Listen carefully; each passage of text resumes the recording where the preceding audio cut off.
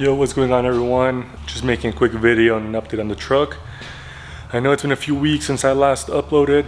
I've been pretty busy, but one of my goals for this year, it is to try to upload at least once a week. Gonna shoot for 2 days a week, but at the very least one.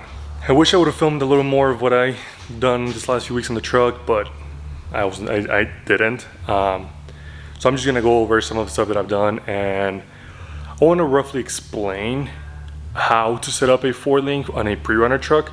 I know for crawlers and stuff like that, it's everywhere, right? You can look it up and it's everywhere. There's not very many videos about setting up a Ford Link suspension on a Prerunner. So even though this is my first time, I did spend a lot of time reading and on forums and stuff like that, just trying to figure out how to do it. This is what I did. It worked pretty well for me, so let's go over it and maybe I'm able to help you guys out. Okay, so as you can see, the rear end's all set up. I did end up having to make some new upper link mounts. The ones that came with the Rough Stuff Specialties Ford Link kit just did not work for me. Let me show you why. So these are the ones that came with the Rough Stuff Specialties Ford Link kit. As you can see, the upper link ends up right at the cross member for the body mount. So having it jammed in there, I wasn't gonna have any space to weld anything, so I ended up having to get rid of it. So whatever, it is what it is. I did make some pretty nice ones. I'll show you guys here in a bit. So to go over how I set everything up, first I put the axle at the wheelbase that I wanted it at. So, I measured from center of that front hub to the center of the rear axle. It's roughly 139 inches. A lot of people, I believe trophy trucks are around 130 inches. 125 maybe. I left it out at this just because I do plan on using the original bed, and I would prefer for the wheel to be centered on the on the bed, right, on the wheel well, I guess. So left it at this 139 inches, and what I did was I roughly put the axle at the angle that I wanted it at ride height.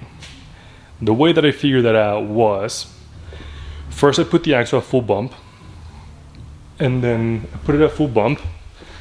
I grabbed a piece of scrap from here. I clamped it to the frame, and I did this so I could figure out roughly, the travel. Okay. Trying to explain this. Okay, so the coilovers that I'm using are 14-inch coilovers, right? So in theory, the shaft shows 14 inches. So this is full bump. So I put the axle full bump, clamped this right here, marked through the axle, not through the axle, through the trailing arm, a little dot on the piece of scrap that I have in the back.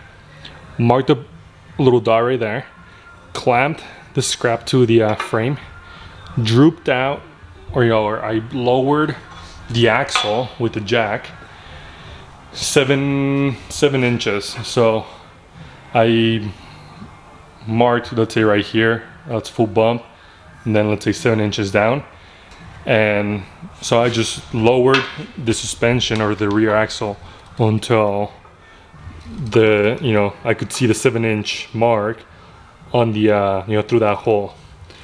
Once I did that, roughly that's ride height. You usually want your ride height to be right at the middle of your your shock. So that was my ride height, and then I still have the drive shaft there, right? So I never removed it. One of my goals was always to use the drive shaft the truck already had. So I connected it at a right height, and then that way I was able to see the angle of the drive shaft. Once I had the angle, I put the trailing arm axle side mounts on the axle, roughly at the angle that I wanted them, tacked them on there. I used the digital angle finder to make sure, you know, both sides were even. From there, I grabbed the trailing arm, brought it up, tacked that side where I wanted it, and did the same thing on that side. You know, made sure everything was square. As you can see, I made a few points from here to here, so then I just tried to use some of the same points that are all even on the frame to make sure that, you know, that the whole suspension was going to be even. And then once I did that, once I tacked the trailing arms into place, then that's when I realized that the upper link mounts that I had were not going to work. So I made some new ones, and then I left the axle at right height, and with the Curlpedia 4-lane calculator, I messed around quite a bit to try to figure out you know, what anti-squat I wanted. And the way that you do that, you can enter all your points onto the calculator, and then you can, you know, figure out roughly what right height, or not what right height, what anti-squat you're going to have. And I was shooting, I know, so they say trophy trucks are between 20 to 50% anti-squat. I went a little bit above that. I went to 65, I believe, just because the truck is 4-wheel drive. So I do want the front to have a little more grip as well, and just so the truck doesn't squat a whole bunch. And then once I found the right numbers, I tacked the upper link frame side mount into place, and then I cycled the suspension, made sure the pinion angle wasn't changing too much, made sure everything, you know, was cycling good, and apparently it is. And yeah, I mean, that's pretty much what I did to make, you know, to get this to work. I'm gonna set up the camera on a tripod and lower the suspension so you can see, you know, how it works.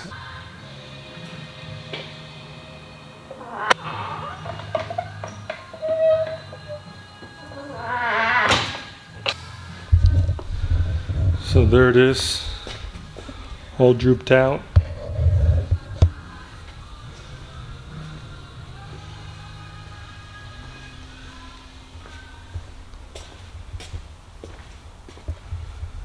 So from full compressed to fully drooped out, it's only about half inch of a drive shaft plunge, which from everything that I read, that's perfect.